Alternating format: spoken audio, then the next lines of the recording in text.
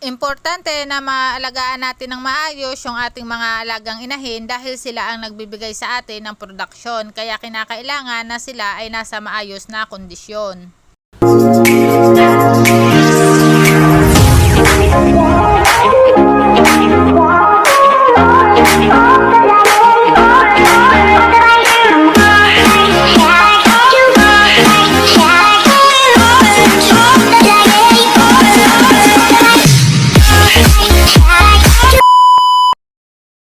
Yan nga mga ka-farmers, at ako nga ay nagbibisita dito sa ating mga alagang inahin kapag nga yan ay oras ng kanilang pakain. Kung mapapansin nyo mga ka-farmers, kapag tayo ay magpapakain sa ating mga inahin at kapag oras ng kain niyan, sila nga ay maingay. Madalas nga ka-farmers na diyan natin makikita kapag ang ating mga inahin ay merong nararamdaman at merong sakit. Yung ating mga inahin nga, yan nga ay may mga behavior na kapag oras ng pakain at nakakita ang mga yan ng tao, ayan nga ay mag-iingay na at sila ay magsisipagtayuan na. At kapag nga ikaw ay nakapagbigay na ng pakain at diyan mo din makikita kung sino yung mga inahin na hindi kumakain. At kapag nga ako ay magmo-monitor sa ating mga inahin, yan nga ay aking lalahatin pamula doon sa breeding hanggang doon sa farrowing. At kapag nga nakakita na ako ng hindi tumayo at hindi kumain, ayan nga muna ay lalagyan ko ng palatandaan para aking mabalikan. At kapag nga may sakit ang ating mga alagang inahin, ayan nga ay makikita ninyo doon sa ganan niyang kumain. Meron diyan na matamlay kumain, ibig sabihin may nararamdaman na yon. At kapag walang sakit naman ang ating mga inahin, ang mga yan nga ay masigla at maganang kumain. At habang ang kumakain at nakatayo yung mga alaga nating inahin, ayan nga ay kinakahiga namin ng dumi nila. Sa umaga nga lamang kami nagpapaligo at naglilinis ng inahin at yan nga ay isang beses lamang sa maghapon. Nakasanayan na nga namin na tuwing alas 9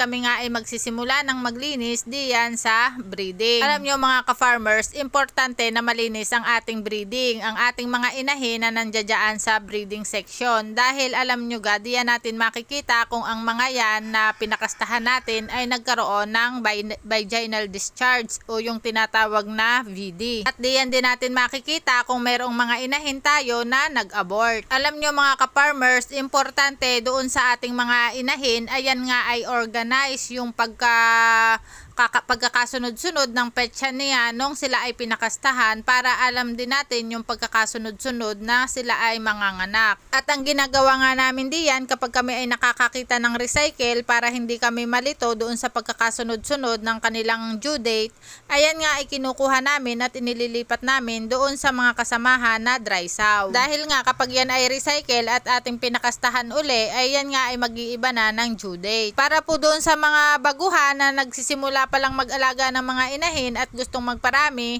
ay kayo nga po pala ay kapag nagpakasta dun sa ating mga inahin ay bibilang ng 21 days para malaman natin kung sila ay buntis. At kapag nga sa loob ng 21 days na yan at hindi sila nagpakita ng senyales na sila ay nag-reheat, ay kayo nga uli ay bibilang ng 42 days simula nung kinastahan yan, at doon na tayo makakasigurado na kung buntis yung ating mga pinakastahan na inahin. Importante mga ka-farmers na maalagaan natin ng maayos yung ating mga inahin, kaya kailangan i-monitor natin sila palagi para malaman natin yung kondisyon nila. Kaya kinakailangan na maalagaan sila ng maayos dahil sila ang nagbibigay sa atin ng produksyon.